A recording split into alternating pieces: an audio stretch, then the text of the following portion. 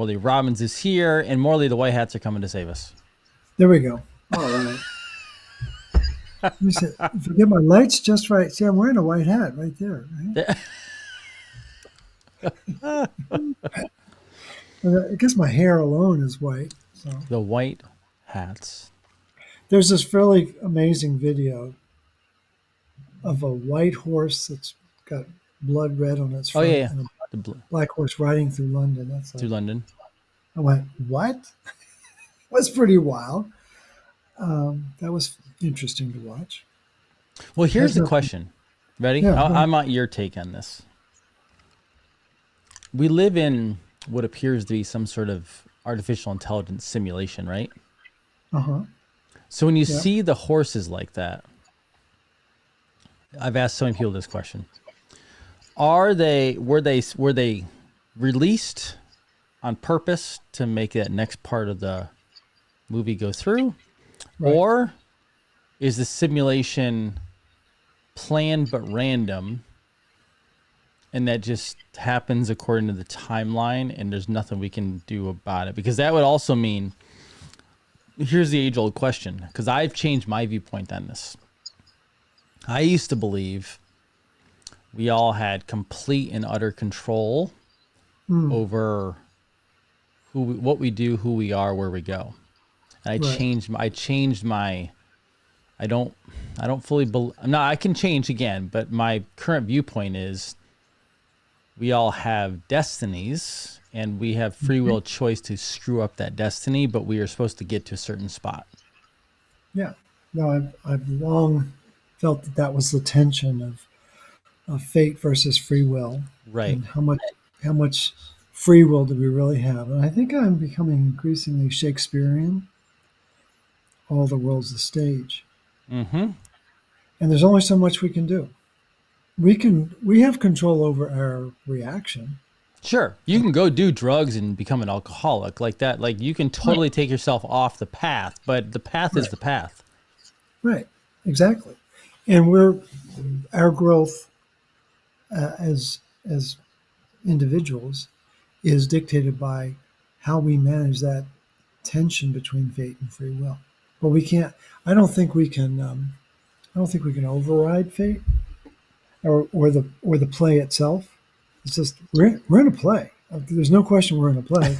It's just look outside. That's a video, and we're like, okay, I what can know, I isn't it do? weird? It is weird. Isn't it It's weird when you know this and you really understand it? I know there's a lot of people out there who are like, "Oh yeah, we live in it." I'm like, "No, but do you really?" yeah. Because No, when you it's look around, I had my mind warped by somebody once, and so then I did it to somebody else, and I did it almost out of a like to see if it worked, and it worked too well, and I like had to not do it again because I go like I'm looking out my window right now, and I look out there, and there's like beautiful flowers, right? yeah. And I go, it's such a trap because when you go out there and you get you get taken in by the beautiful flower, Right. that's part of the trap. It's taking you in. Oh, totally. And they're Yeah. like, wait a second, but it's a beautiful flower. I go, precisely. That's right. So whether it's abhorrent or it's beautiful, both have you stuck. And and when you look at the beautiful flower, time disappears. Perfect Yeah. trap. That's right. So, did you ever read the Carlos Castaneda series? No, Oh God. Oh, that was one of my passions. I think he had like 14 books. I really. read I read all of them. It was amazing. I don't know how real it was, but it prepared you for this time. Is what Did it it did. really? What is it called? Carlos Castaneda, Okay. Castaneda, and I'm going to tell you, It's all right. don't blame me if you get sucked in. Don't blame me. I'm just sharing my reading list I with see the you, book series. Okay. I see it. and I read every one of them. Oh my God. You were sucked in. Yeah, but there was a time when I could read at leisure. It's going to be harder when you're as busy as you are. But it'll stretch your thinking. It Will it? absolutely, Oh, yeah, maybe. Maybe that's what I need for fun. I don't do a lot of fun stuff. yeah. Start with the first book and just see if it intrigues you. I'll do that. I'll do that. How have you been? Pretty good. Yeah, I'm. I was all set to talk about the transcranial. We'll do that, Yep. but just before we connected, I I'm obsessed with. I'm obsessed, right? You know that. You are. I am too. Yeah, but You have to be I'm really. obsessed to do any good work in the world. That's right. But I'm really trying to sort out the wheat from the chaff of this ferritin thingy because everyone knows that high ferritin, is inflammation. We got a problem. We got to deal with that, and the best way to deal with that is blood donation and get your copper up and things like that. But then the low ferritin is the other extreme, and people freak out. Oh, I have no iron stores. Like, This drives you up a wall. it does drive me up a wall because think about this. Just think about this. You're a smart guy. Thank you. No, you are. I know. I But appreciate that. there's we're trained, we're taught that there's 1,000 milligrams of iron stored in our liver. Okay. We know that.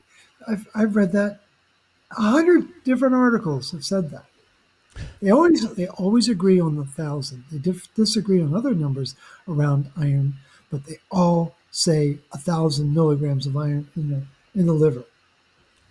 I'm like, all right, well, let's step back from that just for a minute. The biggest bolus of iron, by far, enormous amount of iron, 80% is tied up in hemoglobin, hemoglobin production, recycling. It's this gigantic bucket of iron. 80%, 80%. 80% of the iron in our body. And then we have supposedly 10% is in ferritin. So I call hemoglobin the bucket, ferritin's the teacup, and then the serum iron is the little thimble, and that's 1%. All right, so we've got these three different containers. And ferritin, as we've discussed in other conversations, it's supposed to be inside the cell, not in the blood, because blood is outside the tissue. People need to understand that the blood does not represent the tissue. It's a completely different medium. So we're not supposed to have iron in our blood. And it's not my idea. There's big names in hematology that all say that. But when you get into the iron recycling, we we have a lot of red blood cells in our body, and every second we're turning over 2.5 million red blood cells a second. It's 200 billion in a day. That's a lot of activity, right? Turns out that each red blood cell has 1 billion atoms of iron in it. It's like that's a nice round number. 10 to the ninth. A billion. 1 billion iron atoms inside one red blood cell, and we've been talking now for about 5 minutes, and so it's 5 minutes times 60 times 2.5 million red blood cells. So we gotta handle a lot of iron, and it turns out that 95% of the iron we need every 24 hours comes from this iron recycling program. The formal name, reticuloendothelial system. It took me 2 years to figure out that meant recycling. So recycling program, run by copper, thank you very much. And we need 1 milligram of iron a day to make up for the shortfall. 24 milligrams comes from the recycling program. We need 1 milligram through our diet in our mouth. Okay. That's Now easy. think of that. It's very easy, right? So then we have 1,000 milligrams allegedly in our liver. So that's 3 years worth. We're supposed to carry 3 years worth of iron in our liver? Does that make any sense at all? And so I was talking with our chiropractor, um, Craig French, really switched on guy. You would enjoy his mind and his company. And he was asking a really great question this morning. He said, is there is there a reason why we would need that much iron? I mean, it was a really sincere question. Is there some metabolic reason, like we're preparing us for something like a solar flash or whatever? And and I said no. So but the question really bothered me. I was like, what am I missing? What am I missing? It was like it hit me like a ton of bricks. It turns out, let me get the actual quote. It's very revealing.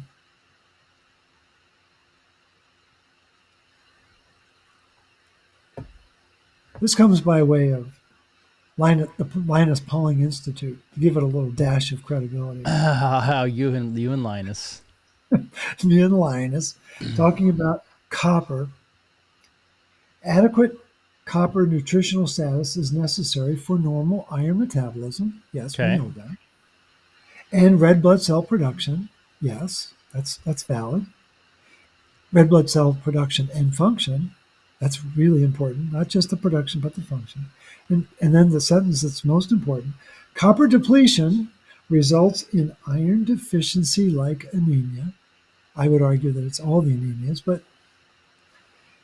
and here it is, drum roll. Iron accumulates in the livers of copper deficient animals. So all they've done is they're training us to believe that we need that iron to make us believe that we need less copper. And then the wheels come off the train and we don't know why, because no one told us that copper runs the show. But it's like this bolus of iron, 1,000 milligrams. And so then I'm thinking, could there be another reason why ferritin would go low? Mhm. And so we have this iron hormone called hepcidin. Back to hepcidin. Back to hepcidin. And nothing will turn your noodle into a knot faster than hepcidin, because it's a negative regulator as opposed to a positive regulator. So Tom Brady, you know, world class uh, quarterback, is a positive regulator. He makes plays to score points, right? And he's really good at it, right? So he's a positive regulator. Who would the negative regulator be on a football team? Someone in defense itself. Yeah, like who would be the quintessential defensive person? Oh God, I haven't watched football in so long. Who? Middle linebacker, Oh, okay. Yeah, a linebacker. I would say a linebacker right? because their job is to take out the quarterback or take out the running back. They're the negative regulator in a game. They shut down plays. Quarterbacks make plays. They shut down plays, right? And what does hepcidin do? It shuts down ferroportin, which releases iron into the recycling system. So it's a very powerful chemical. It's made by the liver and the spleen and a bunch of other tissue. I bet you'd get more doctors on board if you used the Tom Brady analogy. They might understand that. That's a little bit more at their level of education and thinking. Well, yeah, and I'm embarrassed. I'm trying to think That of was the. both an insult and a I compliment to know, I them. know, I know. I'm trying to think of the. I'm embarrassed. I can't think of the famous Chicago Bears middle linebacker. Um, oh Oh my God. God, You know. I was a Giants fan, so Lawrence Taylor for me. Okay. All right. Well, in any event, people who know football know what a middle linebacker is. Um, Studies indicate that hepcidin may have a relationship with zinc. Ooh. Studies show. Studies show in vitro, as opposed to in vivo, in vitro studies demonstrate that in the presence of zinc, okay, metal response element binding transcription factor, that's a mouthful, but it's just a transcription factor, upregulates hepcidin transcription by binding to its cognate response elements within the hepcidin promoter. What does that mean? It means that zinc increases the production of hepcidin. What does hepcidin do? It lowers ferritin. And so, do you think possibly people's fear of a certain event that took place a few years ago, and they were taking the COVID cocktail with lots of zinc, might have induced this hepcidin uptick, which is causing a lot of low ferritin. And They used a what lot of zinc, man. there's a lot of zinc, and what's the conventional response to a low ferritin? Well, your iron stores are low and you need iron. And that's the catch. Did they That's all the load catch. themselves up with iron unintentionally? And then that iron causes the dysregulation that nobody knows about. I've been nibbling at this for years. This has probably been like 3 or 4 years. And it was just like, it hit me like a ton of bricks. Like, wait a minute. Could it be that simple? Because I've It's always always thought simple. I thought it was going to be a parasite or some pathogen. And it could be. But it's like, you have to put everything in the right context. Like when I did genealogy research, what was really important is if you're looking for a certain ancestor, and you know they were born around the Civil War, you got to think about what life was like during the Civil War. It was very different than what we have here, and the dynamics, the economy, the the farming was completely different back then. So you have to put it in the context of where you are. We're in a very different world now because of what happened a few years ago, and we're probably decades away from recovering from it. Does that make sense? 100%. I mean, the zinc manufacturing arms out there made big money 2020. They're still making big money. Making big money. Zinc, baby. Absolutely. Lots of And zinc. and Lots people of good don't. synthetic zinc too, like the hardcore, like cheap Right. shit. And it turns out there there are there's 7 doorways for iron to get into the cell. We don't need to get into all of them, but there's 7 doorways. There's one doorway to get out. The doorway out is has a positive regulator called copper, and the negative regulator, this hepcidin thing, will shut that doorway down. But the 7 doorways, two of the doorways, one's called Zip 8, and the other's called Zip 14. Zip 8 is designed for zinc, but it lets iron in, and Zip 14 is designed for manganese, but it lets iron in. Don't you find that fascinating? That iron gets a pass on all these different doorways in? I think that's amazing.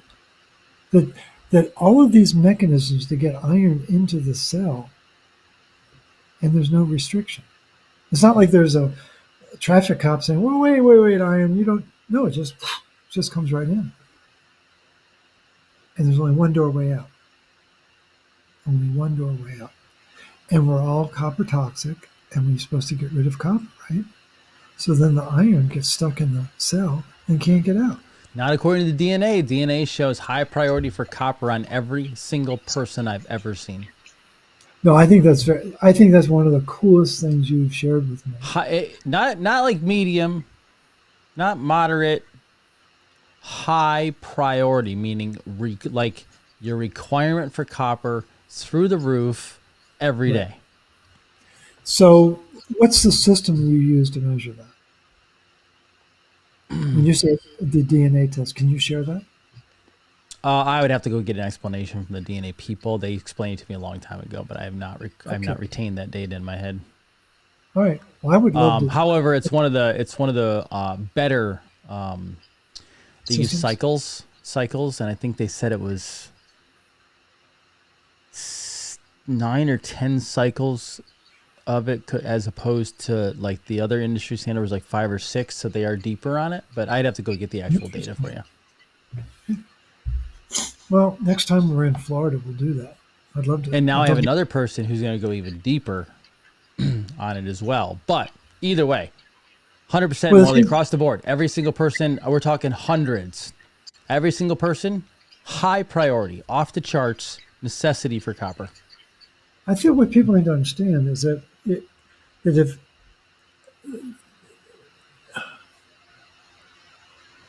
these polymorphisms, big, big $64 word, but these polymorphisms are signs of stress. And under oxidative stress, that change is going to express itself, that defect, or whatever it happens to be. And what stops oxidative stress is copper. It makes so much sense that it would be a central theme in all of these different people with all these different conditions. And as soon as someone is told that they have XYZ deficiency, referring to an enzyme, and then maybe referring back to a gene, first thing they should think of is, well, gosh, maybe copper deficiency caused that. But I've got one client, and maybe you have one as well, but I know of one client who became, or her hemochromatosis gene went defective after her third iron infusion. Oof. And and she had had the testing done before the iron and then after the iron. And she challenged the doctor. She said, "So I didn't have this defect beforehand." And the doctor said, "Well, maybe the gene test was defective." And so the iron created a lot of oxidative stress. And that's what changed her genetic structure. So I think people need to be a little bit more skeptical about when they hear the word gene defect. It's more than likely a nutritional deficiency. That's what our tests do. So ours are done not in a way to say you have a gene issue. You need to get better in these deficiency areas so you're not being affected by your genes in a negative way, if that makes sense. Yeah, absolutely. But yeah, it's how do you fix super high ferritin? Does not have hemochromatosis. That was a question that was just posed. Uh, you you do blood donations, get that iron out of your bloodstream, Get that get the iron out. ferritin, get the iron out, get the protein out. But you got to start doing the RCP. You got to get copper into your Gotta get body. copper in your body. Yeah, absolutely. Get it into your organs. That makes And sense. so ferritin, when it goes high, it's recognized. Everyone agrees it's a sign of inflammation. What most people don't know is that inflammation is a sign. It's a clinical sign of copper deficiency in the liver. It's really the liver's really stressing about energy production in the liver.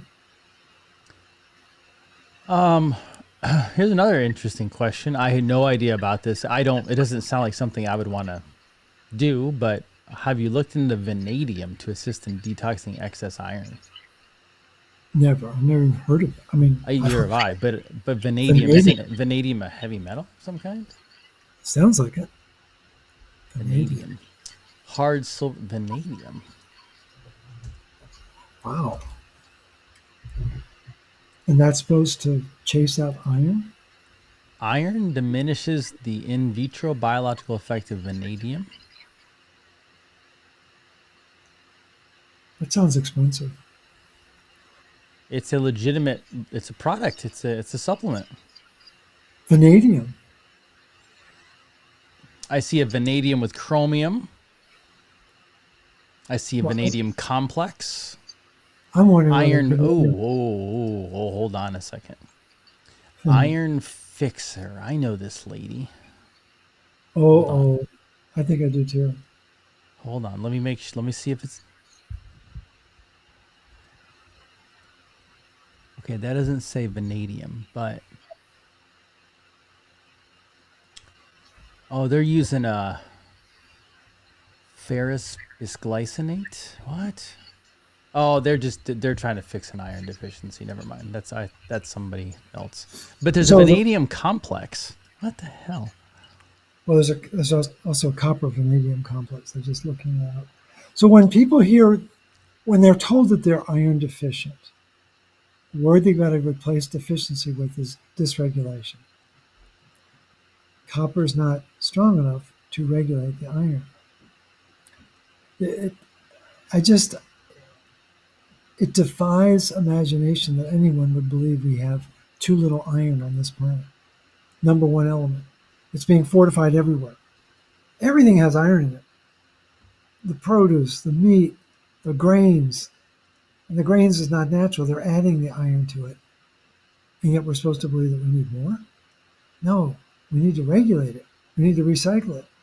And this idea of being told, well, you're iron deficient. On the blood test, yeah, maybe it looks a little low, but it's stuck in my tissue. Where's it? The biggest stuckness is in the Mm. mitochondria of the erythroid precursors. There's a so it takes a week from the time that a colony forming cell forms, and about 7 days later, a red blood cell gets formed.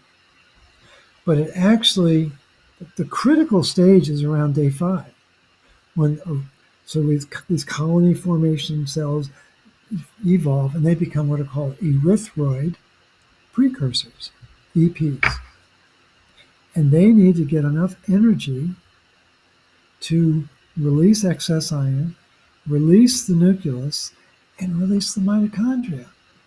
It's amazing. And when they do This that, then they become what's called a reticulocyte, and then the reticulocyte matures into a red blood cell, an erythrocyte. Now, it sounds really complicated, but it's not. It's really simple. And so, if the precursor can't get enough energy because it doesn't have enough copper, ding, ding, ding, then it can't mature into a red blood cell, and then it shows up as low iron. It's crazy. bisglycinato oxovanadium. There's one for you. I don't. Never heard of that before. I would worry that the vanadium would have an effect on copper. That's what I would. Yeah, I'm not. The idea of throwing that in is not. Vanadium is a mineral. It helps with blood glucose balance too. I believe it supports the pancreas. I will send it over to Morley. He can research it a little bit. We appreciate the input though. Hey, you never know. We're writing the Life cereal commercial. Let Mikey do it. Hey, tell me about. You texted me 4 paragraphs, which I did not see till later because I was trying to get my body to rest a little bit. That's right. I understand. That damn spleen. Well, it's really interesting. Is it? I think, well, no, it really is. I know it is. How many people? How many people do you know? How many people do we know that have depression? A lot. Oh my God! Do you know how bad that is in the world right now? In America alone, It's a very serious it situation. is. Big problem. It is a very real So, thing too. so depression. Now, I'm touching my right temporal lobe, but it's showing up left image on the screen. You're right, temporal. Right temporal. So the right temporal lobe is what it's a device called a transcranial, across the cranium, Mm-hmm. transcranial um, resonance stimulation, Okay. and it's using magnets. It's really cool. Yes. And what they're doing with people with depression, they're stimulating this right temporal lobe, and what's hanging out behind the temporal lobe? It's something called the hippocampus. Ooh. Mm-hmm. So the hippocampus is like, I guess it's like a hot dog in a bun, Yes. and the temporal lobe is holding the hot dog. But in any event, this right lobe gets stimulated, and it's a low frequency, and My piecing together of the research is that what it's doing is that this low frequency stimulation is releasing the iron that's disrupting the metabolism of the right temporal lobe. Now, the way the brain works is the right side of the brain relates to the left side of the body. That's how it works. Yep. What's on the left side of the body that would hold a lot of iron? It's called the spleen. And in the Middle Ages, they were still they had depression back then, but they called it melancholy, Ah, yes, they did. and that's short for black bile. What made the bile black? Iron. Too much iron. Iron is what you're saying. I'm pretending I'm from Alabama. Too much So iron. iron made it black. Iron made it black, and what happens is that the spleen is connected to the vagus nerve, and the vagus nerve rides up. What I think is fascinating, how somehow it's crisscrossing over, getting to the right side, and it's affecting the locus ceruleus at the base of the brainstem. Purple. Blue, Blue. blue. Sorry, blue. Sorry, blue. But then, if the locus ceruleus cannot stop the inflammation, then the iron's going to accumulate in the right side of the brain. That's called depression. Not everyone has depression. Some people have anxiety. And anxiety is the left temporal lobe, also holding a hot dog of hippocampus, but the left temporal lobe is anxiety. And what's the left side relate to? The right side of the body. What's it called? The liver. So Left is also analytical side of the brain. Right is creative side of the brain. yes, it is. I've been told many times, get out of the left side of the brain. You're being too analytical. You're not having enough faith or creativity. We have both been told that. So, but the thing is, it also relates to mom and dad. That is true. And uh, depression is worrying about the past, and anxiety is fear of the future. I've And never had depression. I have had anxiety before. yeah, I've Never had depression. never had depression. I've had several panic attacks, which I guess is right on the edge of anxiety, but panic attacks that were induced by being in a sweat lodge or something really physically different. And I mean, I was like ready to just claw my way out.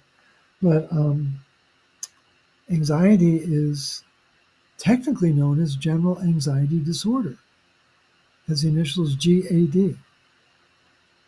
And that's what psychiatrists learn. What biochemists learn is glutamic acid decarboxylase. That's the enzyme that turns glutamate, which is very irritating, into GABA, which is very calming. And if it doesn't happen, you become anxious. And what's important to know is what enables GAD enzyme to work. Magnesium, B1, B2, B3, and B6. So where do you think the magnesium and B vitamins are hanging out in the body? Oh yeah, over here on the liver, helping to run the GAD enzyme that doctors have been trained to think is called general anxiety disorder. But it's what's really cool about this device, this TMS, is it's stimulating the iron content that's locked up in these temporal lobes. I was stunned when I was piecing this together because it's like people think that depression comes from Mars. It doesn't.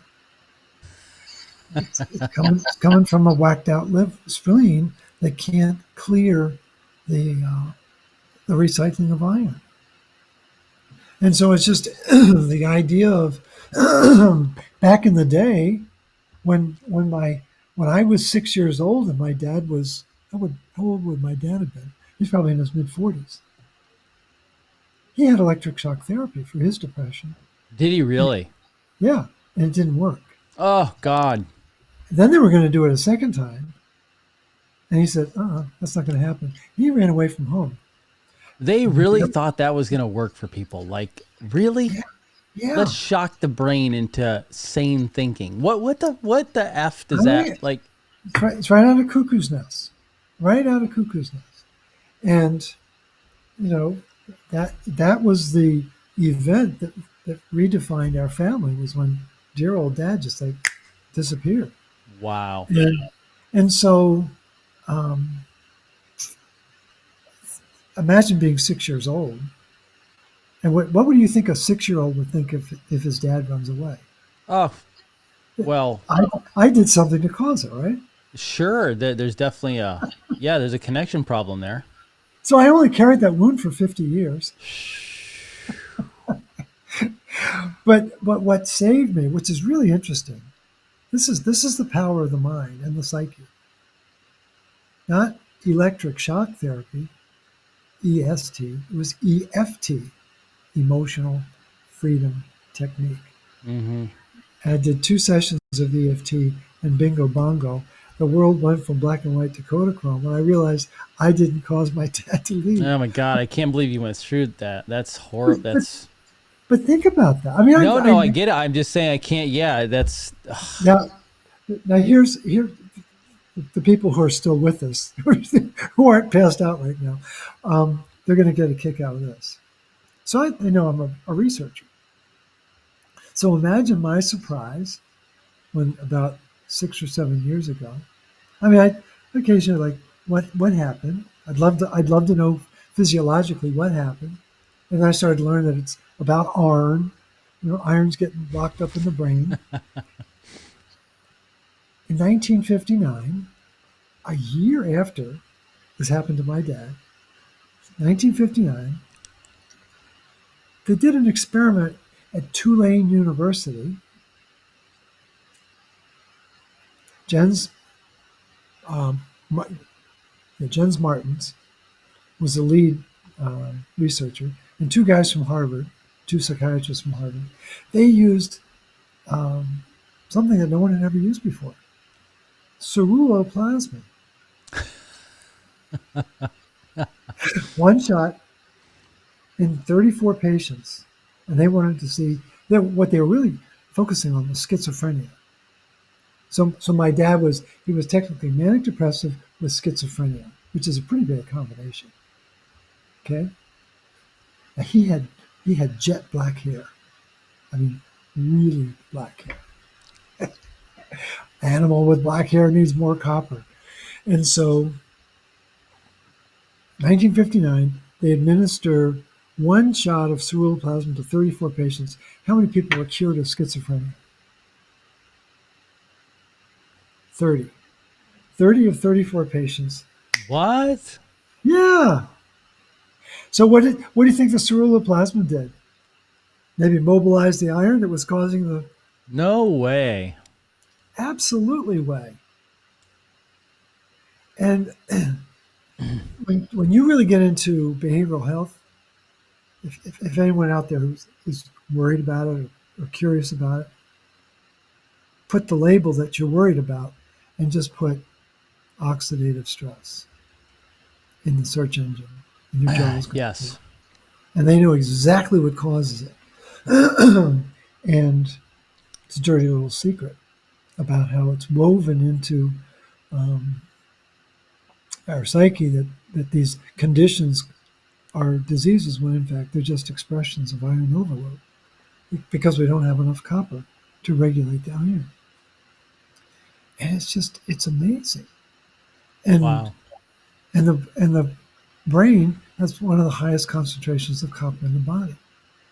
It's insane that this is not taught. We talk about mitochondria all the time, and people don't feed the brain enough. No. Really don't. The brain needs fuel. Right. You speak about what you just talked about, and the brain needs fuel. People are like, I don't know why I'm not really doing well. I'm like, because there's no fuel in your body. I mean, Well, but the other thing is, and one of my absolute all-time favorite quotations is by Mark Hyman. A lot of people know that name. He's one of the fathers of functional medicine, and he's I think he's still at Cleveland Clinic.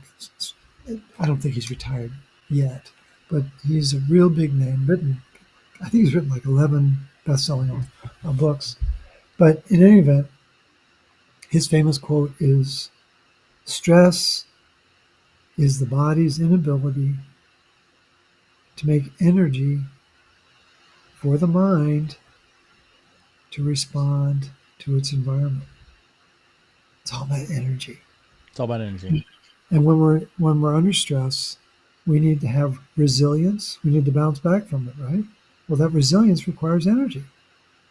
And it's so foundational, but a lot of people don't know that. A lot of practitioners don't know that. And what I think is really coming to light is how powerful this iron accumulation is. And Right. so if you dump 1,000 milligrams of iron in your liver, you're going to shut down copper metabolism. It's like putting a Death Star in the organ that's supposed to be metabolizing copper and retinol. And it's just, again, it's you look up iron distribution in the body. Now you could look at 100 different authors, and they'll all agree on 1,000 milligrams in the liver, and that's a clinical sign. The animal only accumulates liver iron when it's copper deficient. It's the only time it does. That's it. Um, I'm curious. I don't know the answer to this, so I'm going to ask you. Upon the beginning of digestion, whether we want to call it the mouth or I prefer maybe the stomach, what is the role of copper?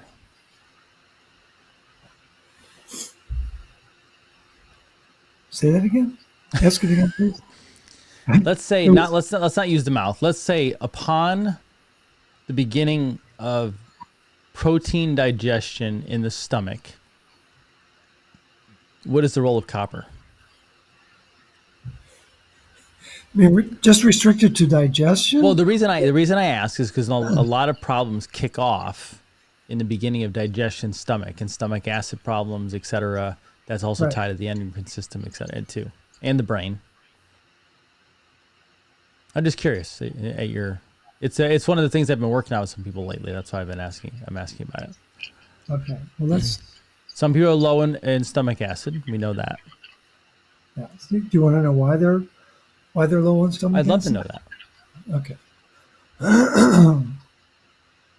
Making stomach acid is a patty cake function. Mm-hmm. You have to make you have to make bicarbonate before you make acid, Mm-hmm. right? Where's bicarbonate made? In the pancreas. Where's acid made? In the stomach. So the pancreas has to be flexible enough and resilient enough to make bicarbonate. What gets in the way of making bicarbonate? Iron, too much iron. And so, I mean, it's like a heat-seeking missile for the pancreas. Iron will accumulate in the pancreas very quickly. And so that disrupts all of the enzymes that are made in the pancreas, not the least of which is the mechanism to make bicarbonate. And so then what are people told? Oh, you're making too much stomach acid. Yep. Let me give you this purple pill or whatever. we're gonna cut your or your stomach acid production, and it sends them into a tailspin, and it really disrupts their magnesium metabolism and their copper metabolism. When you're taking a lot of calcium, you're really going to mess up your metabolism. So from the get go, you've got to have proper levels of copper to ensure proper levels of iron, Again, Okay. iron is important throughout the body, but it's been distorted in the modern era, and so many of the copper enzymes, excuse me, so many of the digestive enzymes can be disrupted by too much iron. So again, we're back to having to regulate it. And when you get into the more significant conditions of like diabetes, it's iron overload on steroids. And so Right. then you've got the accumulation of iron that's affecting both the um, endocrine function of insulin, but the exocrine function of the digestive enzymes, and the body is just building up with iron. Um, but then, as that iron is accumulating, then it's going to start to accumulate elsewhere. It's going to accumulate in the digestive tract, Mm-hmm. and that's where the key minerals are absorbed. It's interesting that the duodenum, which is like right after the stomach, is where you have this uptake of the key minerals, vitamin A and D. I mean, everything's right there in the duodenum. Think that would be an important tissue to keep in balance? Yeah, of course it is. And so what happens if iron starts to fill up there? Well, then it loses its sensitivity. It loses Right. its ability to sense what's there. And the the importance of moving iron from the villi into the cell, into the enterocyte, but then getting it into the bloodstream, which is down here. So the food's coming up through here. Villi are absorbing the food and the nutrients in the food. They get processed in the cell, but then it's got to pass the doorway here to get into the bloodstream. The second doorway to let iron into the bloodstream is copper dependent. And that's where, if that doorway doesn't open up, then the iron's going to start to build in the small intestine or the large intestine, depending upon what's going on. And so then you're going to get things like irritable bowel, SIBO, colitis, Crohn's, you know, um, colon cancer. It's just a locate. The iron is accumulating in different parts in different concentrations in the digestive tract Makes sense. because it's not being regulated. And then if you can't absorb properly, that's going to throw off all the nutrients. Does that get at your No, question? that makes you actually gave me far more than I was expecting, which I'm very thankful for. Yeah. And so people, again, we're being taught that copper is evil, Right. and take as much iron as you can. No, we're stop. We're in this world of duality where everything's backwards. Stop. No, don't stop. No, I'm kidding. Yeah, no, it's just It's easier that way, Morley. It's easier. it is easier. It's so It's easier much not to easier. have to look. Simple I, complex truth. Simple I It's is yeah, easy not yeah, looking. yeah. You know you're anemic. It takes more iron. That's a simple I. Complex truth is to really get into why you have this low expression of iron in the blood test. I could I could easily talk for 2 hours to explain it, and then people would their eyes would glaze over after about 5 minutes. Well, I'll just take some iron. No, don't.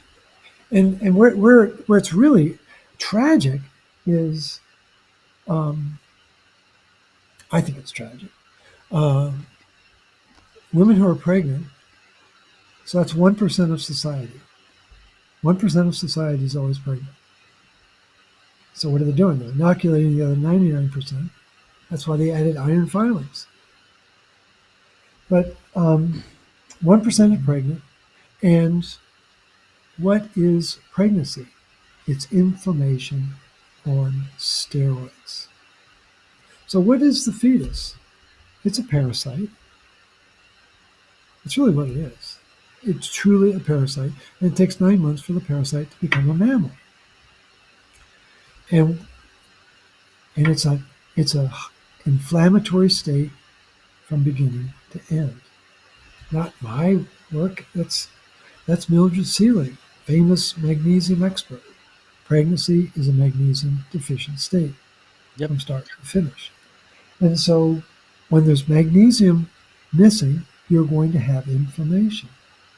Well, if we have inflammation, you better believe there's going to be copper iron dysregulation because that's why the magnesium is missing. And so what you can never do in a state of inflammation is use a ferritin blood test as an accurate measure of iron status. It's written up by many, many different authors. Myra Fields, Leslie Clave, Jamie Collins. It's well known. It's a bozo no-no to use a ferritin blood test as a measure of iron status. So what are obstetricians and midwives doing? They're using the ferritin blood test. It's going to show. Why would it show low? Because if the baby is a parasite, hepcidin is going to be high because it's responding to the parasitic nature of the That's baby. right. Hepcidin is going to be high, which means ferritin is going to be low. And they're giving women iron, don't you know, in the final weeks of their pregnancy, which is very toxic to the mother and to the fetus. And the most damaging part is there's a placenta. So we have the spleen is called the hidden organ. The placenta is called the forgotten organ. That's its name in the literature, the forgotten organ. And it's unique in that it's the only tissue in the human body that expresses all three proteins that bring ferroxidase enzyme function: ceruloplasmin, hefestin, and zyklopene. No one's ever heard of zyklopene. It's the work of Harry McArdle in Scotland in the early 2000s. He discovered it. And what does it do? It regulates the movement of iron from the mother's liver to the fetus's liver. It's really, really, really, really, really important. And if that cyclopen doesn't have a copper battery, it can't move the iron. And then the baby potentially could show like it's got low iron. And then what are they going to do? They're going to give it an iron infusion. And this is happening all over the planet, Jason. It's off the scale. And so people don't understand the management and the regulation of iron during the 9 months of the pregnancy.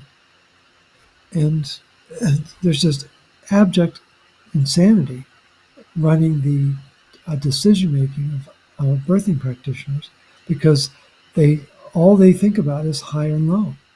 They don't think about there's a process and regulation. That's correct. It isn't absolutes.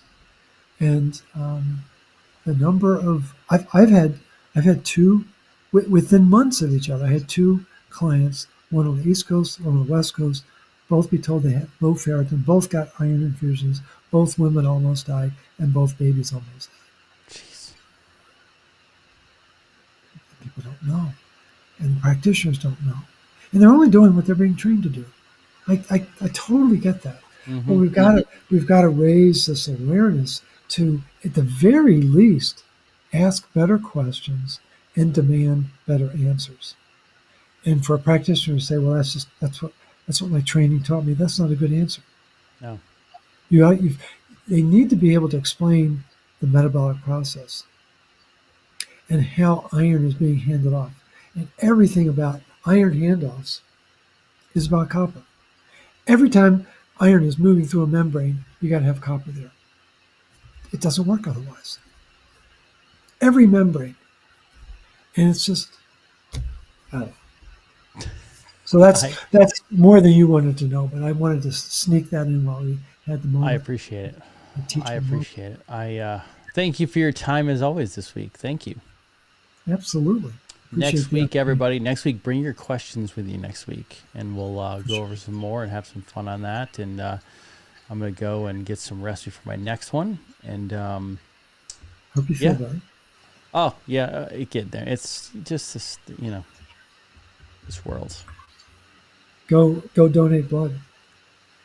Okay, I will. Yeah, I will. you'd be amazed how much better you'll feel. For Morley, I'm Dr. Jason Dean.